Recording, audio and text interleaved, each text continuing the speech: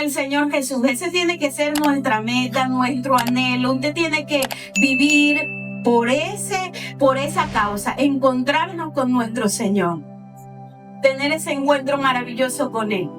Un día estaba muy triste porque sucedió algo que me llenó de tristeza, me llenó de mucho dolor. Y fue tanto así que yo pasé 2 días acostada. Y yo lo que hacía era llorar y estaba muy triste y lloraba y lloraba. Ya era pastora en ese entonces. Y ese acontecimiento fue como que me pusieron un traje de tristeza. Y mi esposo me decía, pero Heidi, ¿qué pasa? ¿Por qué estás así? Y yo no me quería ni parar, no quería hacer nada. Yo le oraba al Señor y le decía, Señor, ¿pero por qué me pasó esto? Si yo soy tan precavida, si yo trato de estar precavida en todo, Señor, ¿por qué me pasó esto a mí? ¿Sabe? A veces hay cosas que le pasan a uno que usted dice como que ¿por qué a mí? ¿Por qué me tienen que pasar a mí? Y eso me llenó a mí de mucha tristeza. Me acuesto y hablando con el Señor, ni siquiera orando, porque es que no tenía ganas de orar tampoco. Y le digo al Señor, Señor, me siento tan triste, me siento tan mal. ¿Por qué me tuvo que pasar esto a mí? Como que yo me puse mi traje de víctima. Señor, ¿por qué me tuvo que pasar esto a mí? Si tú sabes que yo soy tan precavida en tantas cosas y me va a pasar esto a mí. ¿Sabe qué pasó? Tengo un sueño donde yo comienzo a ver que las estrellas se empezaron a caer. Se caían las estrellas, se iban cayendo las estrellas, pero las estrellas no tocaban el piso, sino que las estrellas iban haciendo todas como una nube. Y la nube que se iba formando era muy resplandeciente, muy resplandeciente. Todas las estrellas formaban una nube gigantesca. Y en eso, cuando yo estoy viendo la nube, yo veo que se arma como una figura, pero inmensa, grandísimo, que ni siquiera parecía uno de esos edificios inmensos. Se va formando una figura y yo veo que esa figura era Jesús. Ese Jesús que yo vi no se parece a lo que se pinta. Yo lo vi que se hacía una figura, y cuando yo veo a ese Jesús allí, Él estaba como mirando toda la tierra y era gigante. Y yo comienzo a brincar, y yo brincaba y yo decía, Jesús, y le hacía así, Jesús, como que bebé, Jesús. Y él estaba mirando toda la tierra, y yo le hacía gritos. Y cuando él iba a voltear la mirada hacia mí, ¿qué pasó? Me desperté. Cuando yo me despierto, yo estaba durmiendo cara a cara con mi esposo, y yo lo llamo y le digo, niño, él tiene sueño muy liviano. Y yo le digo, niño. Y me dice, ¿qué? Soñé con Jesús. Y él me dijo, ya viene. Eso fue lo que me dijo, ya él viene. ¿Sabe? Yo toco mi almohada y yo la siento llena, mojada, llena de lágrimas. Y en eso yo me paro y comienzo a orar, porque yo sentí que fue como cuando usted se toma una foto que le lanzan el flash. ¿Sabe? Que usted le lanzan el flash y te queda así como medio ciego, que usted siente esa impresión así. Así yo me sentía, como que era una impresión que me dio ese encuentro con el Señor, y fue algo que yo sentía que todo mi cuerpo se estremecía. Yo sentía algo tan glorioso dentro de mí, que yo sentí que toda la tristeza que yo tenía se me fue. Todo lo que yo tenía allí dentro de mí se fue. Simplemente lo que quedó así como que mi cuerpo temblando, y era algo tan rico, tan sabroso que yo sentía dentro de mí. Yo me despierto y yo le mando un audio a mi pastor y yo le digo, pastor, ¿sabes que soñé esto y esto? Él sabía por lo que yo estaba pasando. Y él me dijo, hija, ¿sabes qué hizo el Señor en ese momento? Él te dio un impacto de su presencia y desarraigó en ti el dolor, desarraigó en ti la tristeza. Yo le decía, pastor, yo me despertaba y yo sentía todavía el estremecimiento de mi cuerpo. En la mañana yo sentía como mi cuerpo se estremecía. Él me dijo: hija, lo que tú tuviste fue un encuentro con el Señor donde Él te dio un impacto de su presencia. Tú jamás vas a olvidar eso.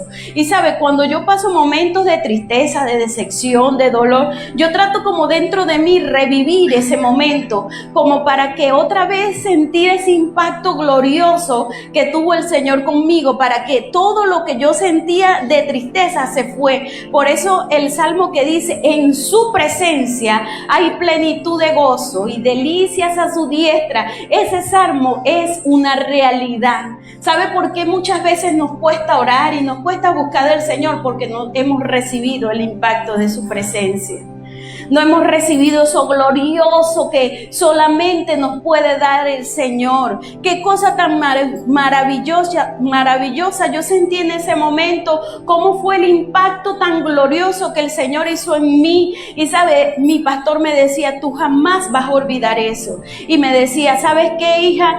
Tú fuiste marcada por el Señor y tú más nunca vas a volver a ser igual. Y realmente el que es marcado por el Señor nunca vuelve a ser igual. El que es marcado por el Señor, su vida es transformada. Ya nadie tiene que adularle para que usted ore. Nadie tiene que adularle para que usted busque del Señor. Nadie tiene que adularle para que tú te congregues. Nadie tiene que adular para que tú hagas las dinámicas del Señor, porque fue algo tan glorioso que es tan difícil olvidarlo. Y sabe, qué poderoso es que hay un acontecimiento que el Señor viene diciéndonos que va a pasar. ¿Y dónde está la iglesia? ¿Cuál es nuestra posición mientras que nosotros esperamos que llegue ese acontecimiento? ¿Cómo nos estamos nosotros comportando? A veces, mira, Cristo ya viene y la gente lo que siente es miedo. La gente lo que dice: no, Señor, no vengas todavía. Si de repente estás soltero, usted dice: no venga, Señor, hasta que me case. Estás haciendo un negocio, ya va, Señor, no venga hasta que este negocio no esté cristalizado. Nosotros nos preparamos para todo, nos preparamos para la vida, estudiamos, trabajamos porque queremos una mejor casa, porque queremos un mejor carro, porque queremos ser un mejor profesional. Nos preparamos para la vida. Pero yo te pregunto hoy, ¿cómo te preparas para estar en pie delante del Señor? ¿Sabías tú que va a llegar un día que vamos a estar en pie delante del Señor? ¿Cómo nos preparamos para ese encuentro? ¿Cómo nos preparamos nosotros para presentarnos delante de Él? Por eso hoy la palabra es: ¿cómo va tu preparación? Cuando yo estudié Derecho y había un muchacho que tenía mucha labia. Allá está mi amiga Sila, estudió conmigo Derecho. Héctor, ¿te acuerdas de Héctor? Está saliendo en vivo hoy, casualidad de la vida. Él no se preparaba para las exposiciones, ¿sí o no, Sila? Él nunca se preparaba para las exposiciones. Pero, ¿sabe? Este muchacho tenía la labia. Tenía la labia. ¿Qué hacía él? Nosotras nos preparábamos, Sila y yo estábamos juntas y nosotras nos preparábamos con nuestra lámina, con nuestras cosas. ¿Y qué hacía Héctor? Él pedía un pizarrón y él empezaba en el pizarrón a escribir garabatos y a escribir cosas. No, porque tú llegas y tú haces esto y tú haces lo otro. O sea, él llegaba, era como la serpiente. Te echaba el veneno y te empezaba a dar vuelta. Y a dar vuelta, y a dar vuelta. Y de repente él salía bien y él no estudiaba y él salía bien porque él envolvía a los profesores y decía, y nosotros decíamos: Héctor, tú sí eres labioso, tú lo que haces es escribir garabatos para allá y garabatos para acá, y envolvía a todos los profesores y él salía bien. Y nosotras que estudiamos salíamos mal. Y sabe, cuando nosotros estemos frente al Señor, no va a haber un Héctor labioso que va a empezar: no, Señor, lo que pasa es que tú sabes, Padre, que yo tenía 5 hijos, Señor, y yo no podía hacer esto y lo otro. Señor, lo que pasa es que tú sabes, Padre, que el trabajo, que la cosa, y usted no va a empezar a llenar al Señor de labia, porque el Señor lo conoce todo, porque dice que nosotros vamos a entregar cuenta delante de Dios. ¿Y sabe por qué vamos nosotros a entregar cuenta? Porque existe alguien que está llevando un registro. ¿Sí o no? Si dice que vamos a entregar cuenta por todo, quiere decir que alguien está llevando un registro de cada paso que nosotros hacemos, de cada palabra que nosotros decimos. Alguien está llevando un registro. Ahí no se va a aparecer usted, Señor, búscame una pizarra que te voy a dar aquí, Padre, cómo era mi vida. ¿Entiendes, Padre, que mi vida era difícil? Ahí usted no lo va a llenar, porque el Señor va a sacar el libro. Y mira, tal día hiciste esto, dijiste mentira. Mira lo que hiciste. Mira, tú tenías 24 horas igual que los demás. No vengas a decir que no tenías tiempo. Diga amén o diga Señor, ayúdame, Padre, ay, ay, ay.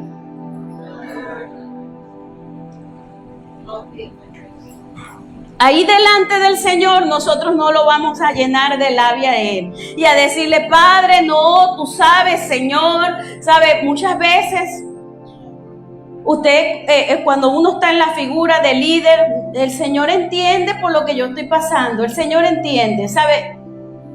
Si usted lee la palabra, usted se va a dar cuenta que en muchas ocasiones el Señor no entendió. El Señor dijo, sácalos de aquí. Fuera de aquí, no te quiero ver aquí, porque el Señor a todos nos da chance de prepararnos. Amén. Amén. En Mateo 24 y Mateo 25, el Señor nos da señales. Nadie sabe el día en que viene el Señor. Si por ahí usted escucha profetas que dicen, mira, el Señor va a venir en el 2028, eso es mentira, porque nadie sabe el día ni la hora en el que el Señor va a venir. Pero sabe que sí, nosotros tenemos señales. Nosotros tenemos señales para poder ver, tenemos ejemplos que el Señor nos ha dado en la palabra. Los discípulos le preguntaron, Señor, ¿en qué momento será tu venida? ¿Qué señales habrá que antecedan tu venida? Y el Señor comenzó a hablarle, comenzó a decirle, mira, será como en los días de Noé. Los días de Noé la gente estará entretenida, dándose en matrimonio, casándose y haciendo tantas cosas. Mira, el Señor les hablaba en parábola, o sea, le decía las cosas, te las explico con manzanitas y peras para que puedas entender. Te enseño con parábola, te enseño con ejemplos bíblicos cómo serán las señales que vienen antes de la venida. Entonces, cuando usted vea que las señales se están cumpliendo, ¿cuál debe ser nuestra posición? Prepararnos, que no nos agarre de improviso. ¿Sabe? La venida del Señor va a ser un encuentro que va a traer felicidad, que va a ser glorioso para los que lo estén esperando, que va a ser glorioso para los que estén preparados, pero va a ser muy triste para el que se quede. Va a ser un momento de mucha tristeza para aquel que se quede. Y dirán, esos evangélicos locos, aquel que se la pasaba orando y ayunando, ese loco, ¿dónde estará? Gozándose con el Señor. Va a ser un encuentro, iglesia, para muchos triste, pero para otros va a ser de gran alegría. Y sabe, el Señor nos ha dejado señales para que nosotros podamos prepararnos, para que nosotros estemos listos para ese día maravilloso. Y sabe, hoy veo que estamos viviendo realmente como los días de Noé. La gente Noé decía, mira, viene un diluvio. ¿Y qué le decía a la gente? Estás loca, estás loco. No, eso no viene, aquí nunca llueve, aquí no pasa nada. La gente andaba entretenida en su mundo, dándose en casamiento, normal, como que si no pasaba nada. Eso pasaba en los días de Noé. Hoy en día pasa igual. Hay gran parte de la iglesia que está entretenida, que está así como que el Señor no viene, falta demasiado tiempo para que el Señor venga. Hay gran parte de la iglesia que está así como que lo voy a ignorar para ver si no pasa. ¿Sabe? Hay gran parte de la iglesia que está en negación, que está negando esa realidad de que las señales cada día vienen una tras otra. ¿Sabe? Que nosotros en Venezuela no estemos pasando persecución no quiere decir que no esté pasando.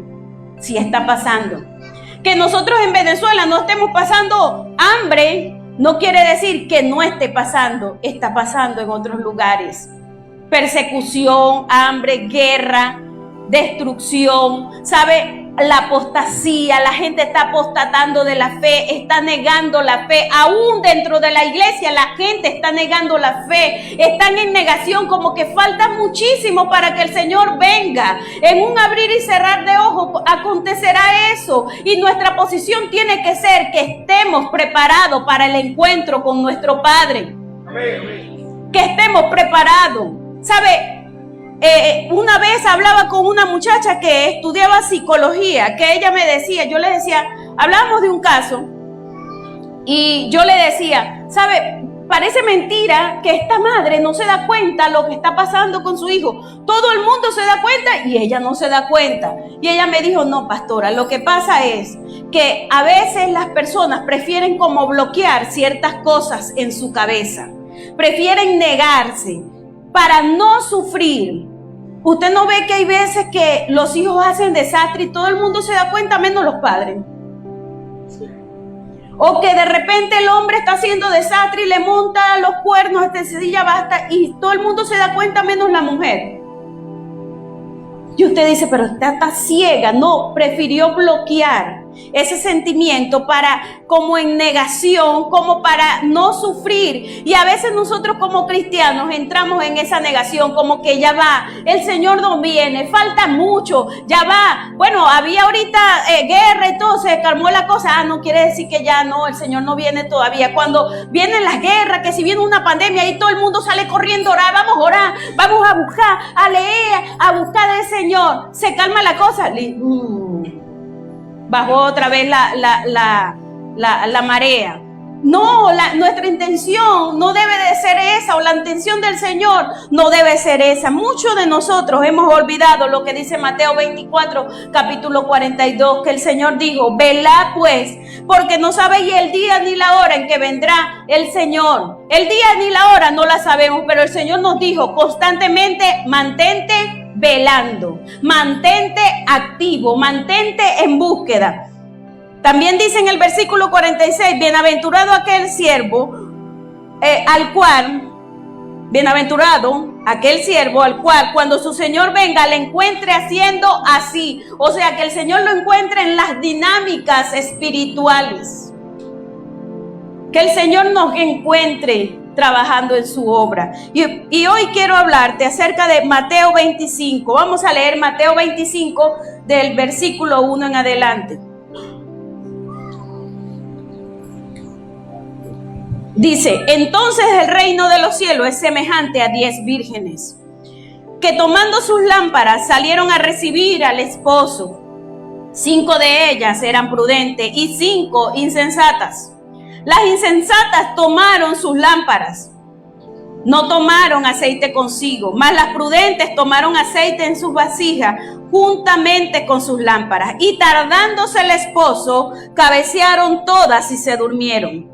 Y a la medianoche se oyó un clamor, ¡ahí viene el esposo! ¡Salí a recibirle! Entonces todas aquellas vírgenes se levantaron y se arreglaron sus lámparas. Y las insensatas dijeron a las prudentes, danos de vuestro aceite, porque nuestras lámparas se apagan. Mas las prudentes respondieron diciendo, para que no nos falte a nosotras y a vosotras, y a las que venden, y comprad el aceite, comprad para vosotras mismas. Porque mientras ellas iban a comprar, vino el esposo, y las que estaban preparadas entraron con él a las bodas, y se cerró la puerta. Después vinieron también las otras vírgenes diciendo, Señor, ábrenos. Mas él respondió, de cierto os digo, que no os conozco. Velad pues, porque no sabéis el día ni la hora en que el Hijo del Hombre ha de venir. ¿Sabe? En esta parábola nosotros vemos que hay dos grupos. Cuando el Señor venga, van a haber dos grupos, los que estén preparados y los que no están, las prudentes y las insensatas, los de la mano derecha y los de la mano izquierda, los santos y los que no son santos. Van a haber dos grupos. Yo te pregunto, ¿en cuál de los grupos quieres estar tú? ¿En cuál de los grupos quieres estar tú cuando venga ese acontecimiento glorioso? ¿Dónde quieres ser encontrado tú? Y sabe, aquí la palabra nos está hablando acerca de un tiempo de bodas. un tiempo. En el tiempo de la antigüedad, los padres escogían los esposos o las esposas. ¿Cuántos padres quieren que ese tiempo vuelva? Que ese tiempo vuelva donde nosotros escojamos los esposos a los hijos. ¿Sabe? Porque usted como padre va a buscar cualidades que el hijo, yo voy a poner a mi hijo de ejemplo. Mi hijo va a ver una cara bonita nada más. Yo voy a ver otras cosas.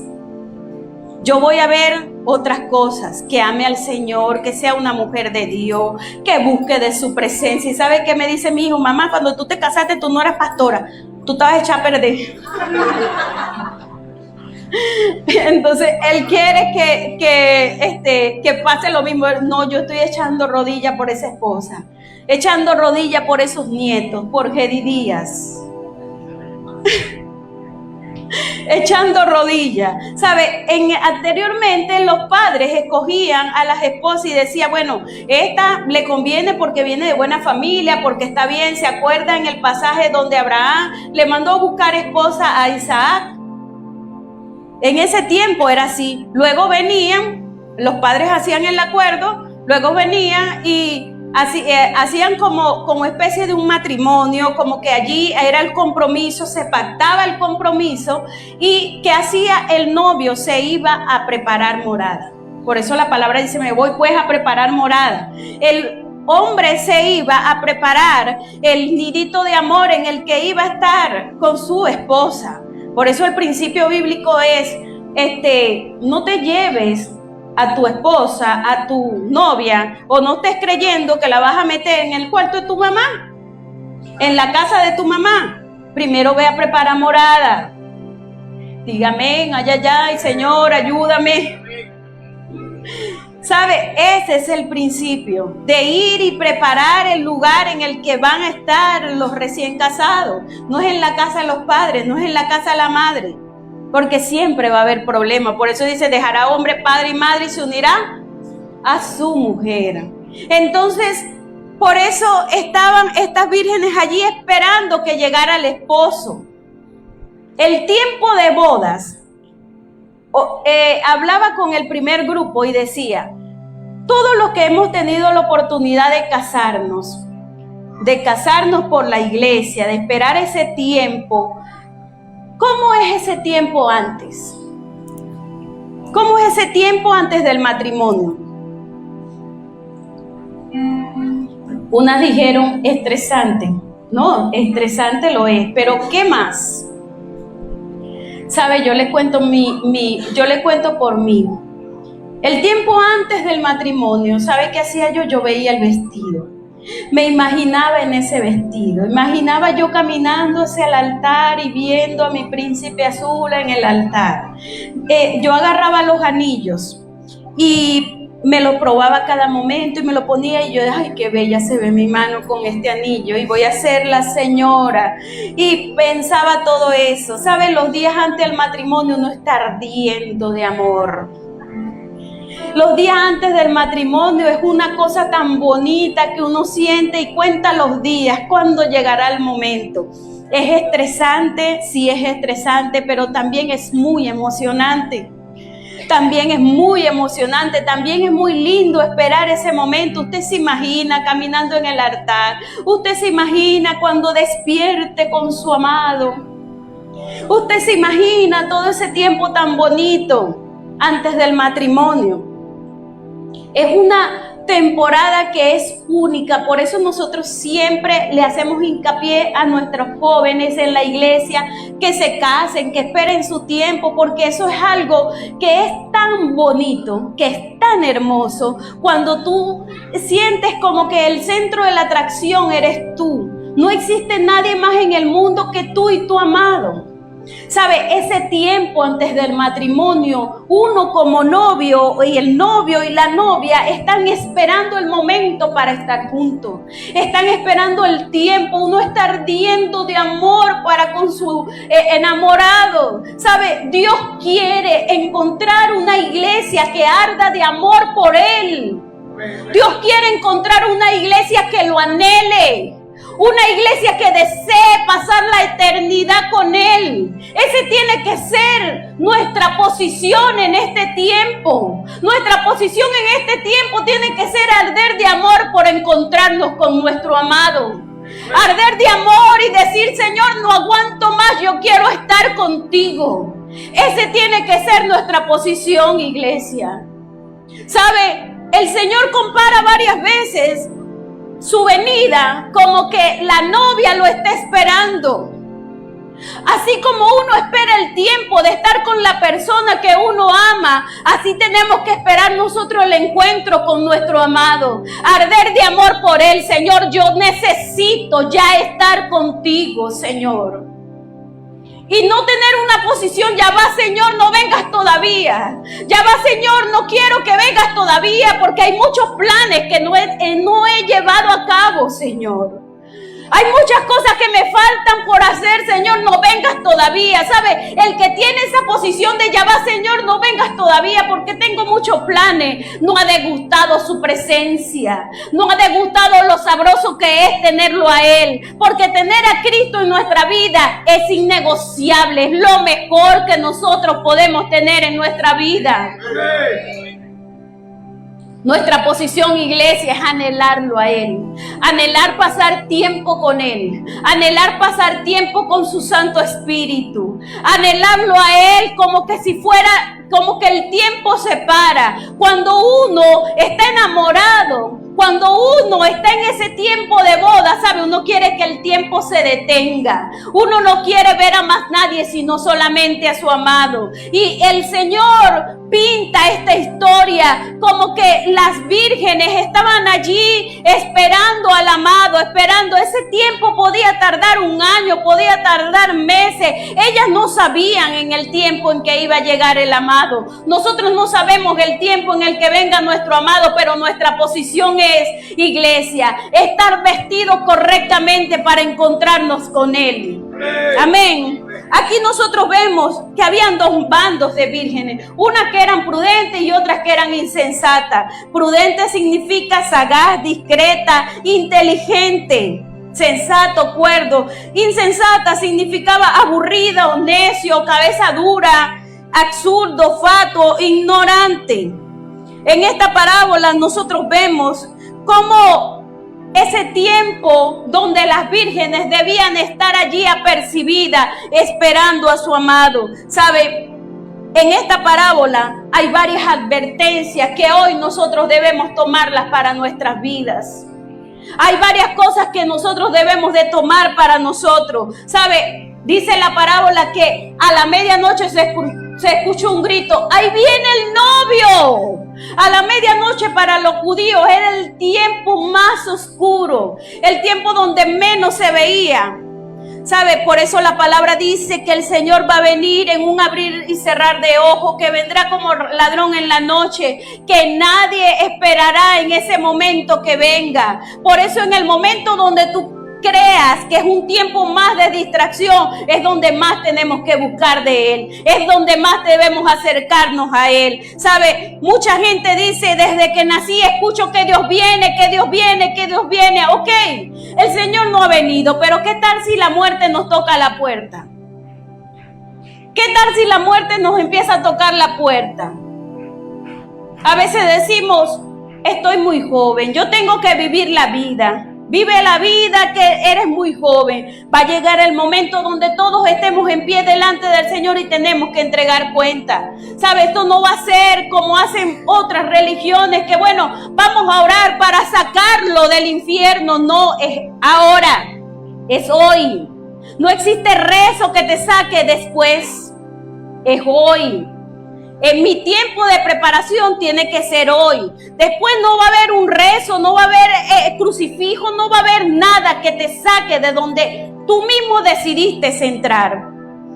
Dios concede un tiempo de preparación para todos. Todos tenemos el mismo tiempo de preparación. Todos escuchamos la palabra. Todos vivimos escuchando la palabra. Todos tenemos acceso a la palabra de Dios. Entonces Dios quiere que todos nos preparemos. Y la preparación que hace me hace asegurar mis objetivos. Me hace estar segura. ¿Sabe? La preparación Me ayuda a comprender cuál es el camino que tengo que recorrer. La preparación me brinda la oportunidad de escuchar a Dios. A veces, pero ¿cómo Dios te habla a ti? ¿Cómo Dios te habla? Todos tenemos la oportunidad de escuchar a Dios, pero ¿sabe? Nuestros oídos, nosotros a veces lo tenemos tan presto a escuchar otras cosas menos a Dios. El Señor nos puede hablar a través de un niño, nos habla en la iglesia, nos puede hablar a través de que usted salga de la naturaleza. El Señor nos habla a todos. Cuando nosotros nos preparamos, hermano, estamos en esa preparación, leemos su palabra, nosotros estamos aprendiendo a escucharlo a Él, aprendiendo a leer las señales. Por eso nada de lo que nosotros hagamos para el Señor está perdido. A veces nosotros nos preparamos mucho porque queremos lucir bien, porque queremos que nos vean bien, porque queremos tener un buen carro y una buena casa. Pero ¿cómo es nuestra preparación para presentarnos delante de Él? Para escucharlo a Él. La preparación nos permite vivir confiado. ¿Saben? No es la misma confianza que tiene alguien que vive sumergido en la presencia del Señor, que vive orando. No es la misma preparación o confianza que tiene alguien que lee la palabra al que no la lee. Es diferente. Cuando nosotros nos preparamos, nosotros vivimos confiados en sus promesas. Yo sé que el Señor me va a cubrir. Yo sé que el Señor me va a guardar. Yo sé que voy a pasar aflicciones, pero también sé que Él me va a librar. Yo sé que muchas cosas van a pasar, pero si yo lo amo a Él, va a terminar bien. Eso permite esa confianza la permite la preparación. Cuando yo hago de la palabra del Señor algo que está impreso en mi vida. Fíjese, cuando la reina Esther se presentó delante del rey, ¿qué hizo la reina Esther? Un día se paró y dijo: voy a presentarme delante del rey, me voy a lavar la cara y voy a salir corriendo a presentarme delante del rey. Eso no fue lo que hizo la reina Esther. Ella duró un tiempo de preparación, un tiempo que estaba bañándose con esencias aromáticas, con ramas, con cosas, preparándose. A lo mejor estaba aprendiendo cómo debía sentarse, cómo debía presentarse delante del rey. Nosotros tenemos que quitarnos de nuestra cabeza como creyentes que las cosas del Señor no tienen un esfuerzo que hacer.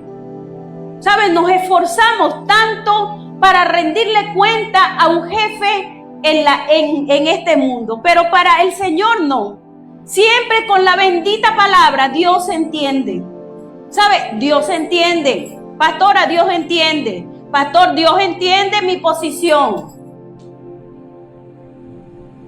Si usted lee la palabra, usted se va a dar cuenta que hay muchas ocasiones donde Dios no entendió. Vean la parábola de los talentos, donde Señor, yo sabía que tú eras un Dios, que tú eras un Dios celoso, que no te gusta recoger donde no has sembrado. Y el Señor le dijo que era un siervo negligente, que no trabajó. Hay ocasiones donde vemos que Dios no entendió. Hermano, debemos de estar preparados para ese encuentro. Estas vírgenes, las dos se echaron a dormir, pero la diferencia de una y de la otra, ¿cuál fue? Que unas se acostaron a dormir, pero estaban preparadas, y las otras se acostaron a dormir sin preparación. ¿Sabe? Aquí también vemos que dice, el esposo tarda en venir. Ay, podemos darle confiado porque el esposo tarda en venir. En Mateo 24:48 dice, pero si aquel siervo malo dijera en su corazón, mi Señor tarda en venir, y comenzaré a golpear a su consiervo y aún a comer y a beber con los borrachos. ¿Sabe? Mientras que el Señor viene, ¿cuál es nuestra posición? ¿Qué estás haciendo mientras que esperas al Señor? ¿Qué estamos haciendo mientras que los esperamos a Él? Aquí dice, ese siervo que dice, el Señor tarda en venir, vamos a empezar a caerle a golpe a los consiervos y nos caemos y nos empezamos a emborrachar. Quiere decir, yo puedo ver aquí de esos cristianos que se quieren hacer pasar por igual a los demás.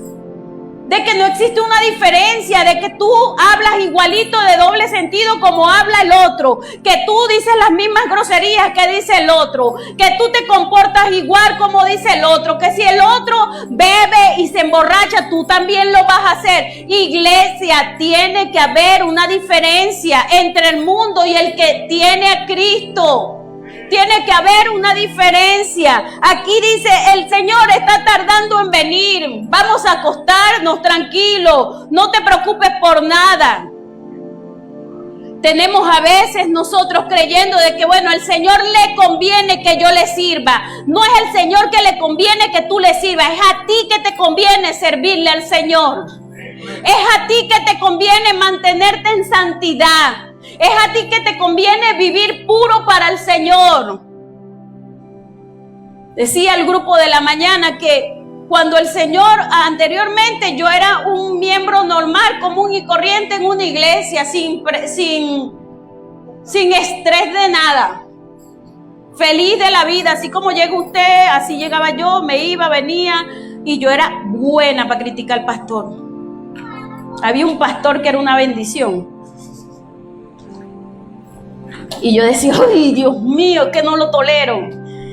Y sabe, un día mi pastor, yo le escribo a mi pastor, no era mi pastor Campos, yo le escribo y le digo, ¡ay, pastor, yo no aguanto a este pastor! Y me dijo, bueno, si usted no lo aguanta, salga de esa iglesia, porque él, el que está haciendo mal allí criticando, eres tú y no él. ¡Santo Dios! Yo dije, pero es que usted no sabe que Él le va a entregar cuenta al Señor por lo que Él está haciendo, pero usted también por estar criticando. Gloria a Dios. Entonces fíjese, ¿qué es lo que nosotros hacemos mientras esperamos a nuestro Señor? Iglesia, tiene que haber una diferencia. Tenemos que diferenciarnos del que tiene a Cristo y el que no lo tiene. Muchas veces nosotros agarramos, la Biblia dice que nosotros debemos de caminar por el camino estrecho. Pero muchas veces nosotros queremos anchar ese camino porque, bueno, esto está permitido, esto está bien, no, vamos a darle tranquilo, que esto está bien. Hermano, muchas veces yo siempre he dicho de que hay cosas que nunca debieron de cambiar dentro de la iglesia. A veces decimos, yo no soy religioso, yo puedo hacer tantas cosas. Es preferible a veces ser religioso. Anteriormente en las iglesias la gente llegaba orando y todos hincados y era un silencio sepulcral. ¿Ahora qué pasa? Ahora el que quiere llegar orando no puede orar porque hay demasiada bulla. Pero sabe, ahora nosotros no somos religiosos. En estos días recordaba con mi esposo que cuando yo me casé con él, hermano, cuánta gente dijo que yo era Jezabel y que él no se debía casar conmigo y que yo no era la adecuada para él y que yo, que si el pacto, que si la guacharaca, que las uñas, que la pintura, que yo no sé qué más, que esto y que lo otro, que yo tenía un espíritu que... Y veíamos el ejemplo de una persona y hablábamos los dos y decíamos, Dios mío, la que me decía Jezabel ahora está peor que yo. ¿Ah? Ahora está peor que yo.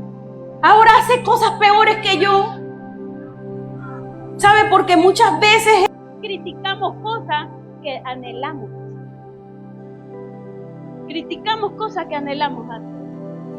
Yo prefiero que me digan religiosa, pero hay lugares donde yo no quiero estar. Hay cosas que yo no quiero ver. Y yo todos los días le oro al Señor, todos los días, era un rezo. Pero yo le digo, Señor, donde no esté tu espíritu, que yo no esté. Señor, si hay cosas en mí que no te agradan, sácalas aunque me gusten. Quítalas aunque me gusten. Señor, ayúdame a no anchar el camino estrecho, Padre. Ayúdame a yo siempre agradarte a ti, no agradar al hombre. Eso es lo que nosotros debemos de hacer. Hay muchas cosas que no debieron cambiar en las iglesias. El orar, el buscar de su espíritu, el ayuno, la oración. Ahora cuesta un ayuno, una oración, porque todo el mundo está ocupado. Cuesta hacer esas cosas. Tenemos que volver otra vez a retomar esas dinámicas espirituales. Amén. Mire, en esta parábola nos advierte que hay cosas que no se pueden pedir prestadas. Las vírgenes, mira, préstame de tu aceite. Hay cosas que no se pueden pedir prestadas. La intimidad no se pide prestada.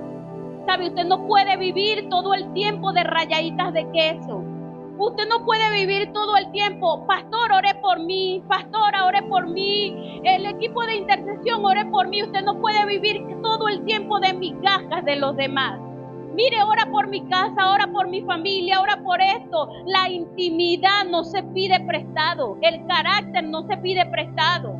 Hay muchas cosas que van a tener un precio, que tienes que pagar el precio. ¿Sabe? A través de una oración se te puede transferir un demonio. Si la persona que te oró está mal con el Señor, te transfiere demonios. A través de una oración se transfieren malas mañas, pero no se transfiere llenura, porque la llenura cuesta. Hay veces hay personas que vienen aquí, gente de Dios, y mire, vamos a orar por los enfermos, pasa. Vamos a orar por los niños, pasa. Vamos a orar por los endemoniados, pasa. Para todo pasa para la oración, porque cree que la oración, eso va a ser una bañadita allí. No, hay cosas, iglesia de Dios, que nos van a costar. No estés pidiendo prestado una oración todo el tiempo. Estas vírgenes tan sabrosos, las otras estaban preparadas. Préstame de tu aceite que se me está apagando la lámpara. Tú tienes que fabricar tu aceite. ¿Cuántos alaban al Señor? ¿Sabe? Lo otro que dice esta parábola es: conseguir aceite tiene un precio. Para conseguir aceite hay un precio que pagar. Porque las otras llegaron, mira, dame aceite. Y las vírgenes prudentes no le dijeron, mira, en mi casa guardé un poquito, anda, búscalo. No. Le dijeron, ve a las que venden y compra el aceite. Quiere decir que el aceite tiene un precio. Orar cuesta, ayunar cuesta, velar cuesta, vivir en santidad cuesta. ¿Sabe? El mantenernos presto para el Señor te va a costar, no va a salir gratis. A veces nosotros creemos y decimos, Señor, todo en el Señor es gratis, la salvación es gratis. Voy para un evento en la iglesia que salga gratis, todo gratis, pero el aceite te va a costar. Para conseguir aceite, iglesia, ¿sabe? Las aceitunas que eran machacadas hasta lo último, trituradas para que saliera el aceite. No podemos vivir con aceite prestado. No podemos vivir nada más que con rayaditas de queso, nada más voy los domingos y estar un ratico en la iglesia y con eso ya está listo, con eso todo está bien. No podemos vivir con aceite prestado. Conseguir aceite me va a costar, iglesia. A veces nosotros queremos que el Señor nos use como usa Carl Luna, que el Señor me use como usa Dante Gebel. Pregúntele cuánto le costó tener un ministerio como eso. Pregúntele cuántas cosas tuvieron que morir para poder ellos tener ese aceite. Qué fácil a veces nos resulta criticar hombres y mujeres de Dios cuando los vemos arriba, pero no sabe cuántas cosas tuvieron que morir en ellos para que el Señor los pudiera utilizar. El aceite cuesta. Intimar con el Señor cuesta. ¿Sabe? El venir a la iglesia y congregarnos y buscar de su presencia te va a costar. ¿Por qué hay tantos cristianos tranquilos y light? Porque cuando sientes que algo te cuesta, no puedo. Es más fácil decir no puedo. Es más fácil decir después lo hago. Es más fácil decir. En estos días, iglesia, veía una foto que subieron los muchachos de comunicación de la iglesia. Y estaba la iglesia full. Y yo veía, ellos hicieron como un montaje, una encima de otra, varias tomas. Y veía la iglesia. Y yo lo veía con ese agrado y con esa alegría de ver a la iglesia llena, tan bonita. ¿Sabe? Pero hubo un momento donde pensé que sobre esa iglesia hay muchos muertos. Y no porque usted esté muerto, sobre esa iglesia hay muchos muertos que yo tuve que enterrar, que mi esposo tuvo que enterrar para tener una iglesia. El aceite cuesta. El aceite cuesta. A veces qué bonito todo, pero usted no sabe cuántos sueños mi esposo y yo tuvimos que enterrar para recibir el llamado de Dios. Usted no sabe cuántas veces nos hemos sentido solos. Sentimos que no tenemos a nadie cerca. Cuántas veces a veces no tenemos para darnos algo que queremos hacer. Porque el aceite cuesta. Porque hay muchos sueños, muchas cosas que tuvimos que enterrar para hoy poder decir, somos pastores. A veces queremos la posición del otro líder. Queremos serrucharle el puesto al líder y al pastor, pero no estás dispuesto a pagar ningún precio. No estás dispuesto a abandonar nada para servir al Señor. Para servir al Señor cuesta. Para irnos a gozar con Él en el reino de los cielos, vas a tener que negarte a muchas cosas. Tienes que negarte a esos deseos de la carne. Tienes que negarte a veces a ver esas cosas que no deberías de ver. Tienes que negarte a tantas cosas. Porque eso cuesta.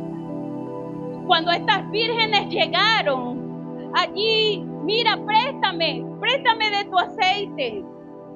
Qué sabroso es pedir prestado. Qué sabroso es orar por mí. Qué sabroso. Pero ellas le dijeron, ve y compra. No seas fresca, anda y compra el aceite. Y sabe, ellas se fueron corriendo a prepararse porque hay un tiempo que el Señor nos da para que todos nos preparemos. Ese tiempo, la puerta se cerró.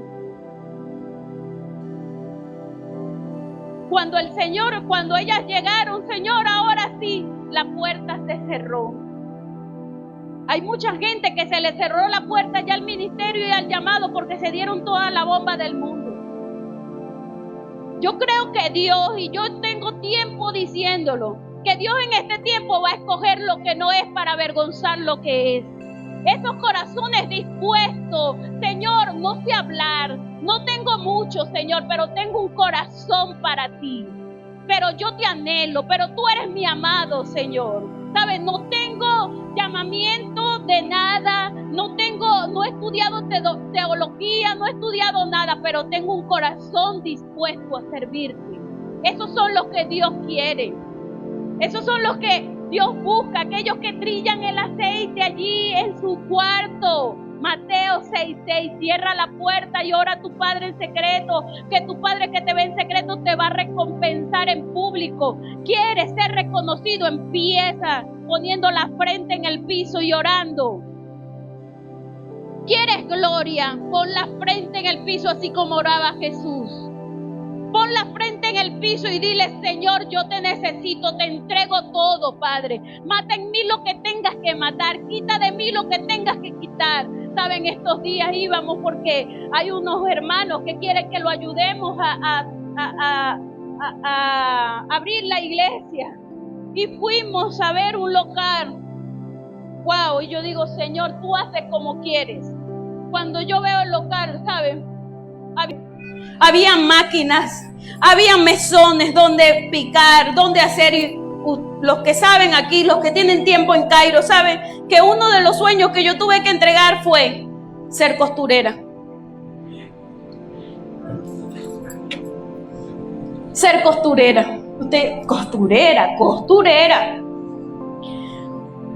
A mí me gustaba coser. Yo sentía que eso era algo que yo llevaba en la sangre. La costura. Estudié 2 carreras y lo dejé por ahí, pero yo sentía que mi pasión era la costura.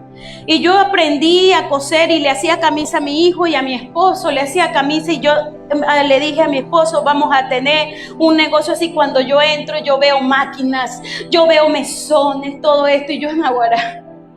Yo así, ¿sabes? Yo a veces entro al castillo y entro y toco toda la tela. Y toco. Una dosis de desestresante, de drenar la adrenalina. Entro y veo y toco las telas y todo. ¿Sabe? Pero el Señor me pidió eso. Me pidió eso. Un día yo quería tener mi negocio y iba comprando máquinas y tenía máquinas y todo. Se me ocurre un día venir a orar a la iglesia. Y sabe, cuando usted le habla al Señor, el Señor todo lo toma en serio. Y yo me puse en una silla así, era un día martes, cuando hacíamos servicio los martes, y me pongo así a orar antes que todo el mundo llegara. Y yo, Señor, ya tengo todo cuadrado, Padre, gracias, Señor. Y orando, y Señor, y esto y lo otro, y yo ya estudiando para costura y todo. Se me ocurre decir, Señor, yo lo único que quiero es que tú vayas delante de mí.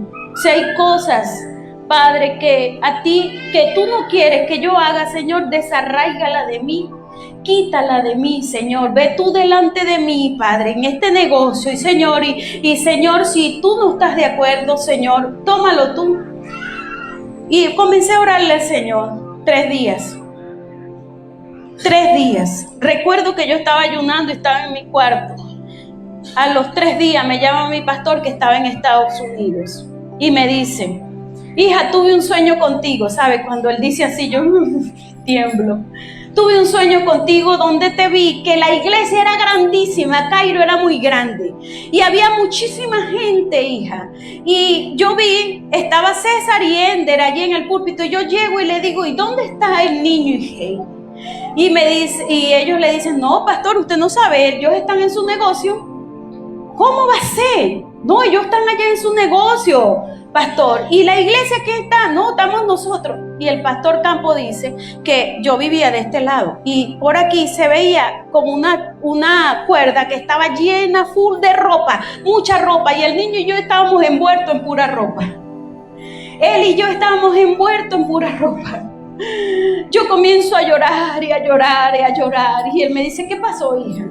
¿Sabe? Porque a veces uno piensa hacer las cosas escondidas. No le voy a decir nada a mi pastor, pero Dios lo sabe. Él no sabía nada. Y yo comienzo a llorar y él me dice, ¿qué pasa, hija? Y yo le digo, pastor, lo que pasa es que nosotros vamos a hacer esto y esto y esto y esto.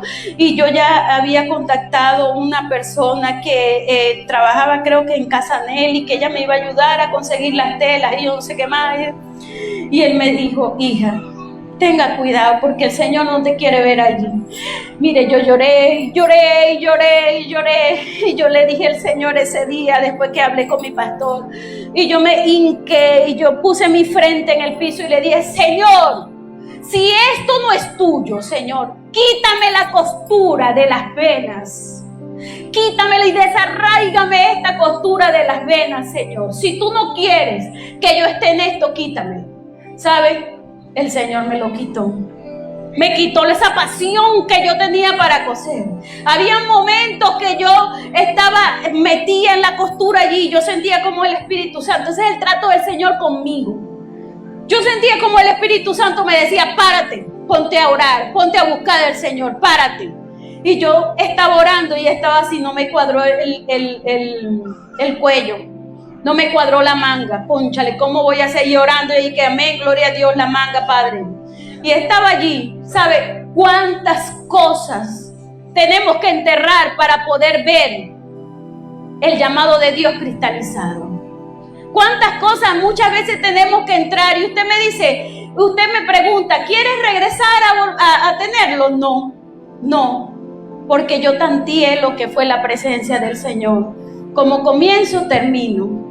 Ese día cuando el Señor me da esa impresión de su gloria en ese sueño, ¿sabe? Eso hizo para que cambiara completamente todo en mi vida. Todo en mi vida. Por eso su presencia da plenitud y da gozo. No es negociable.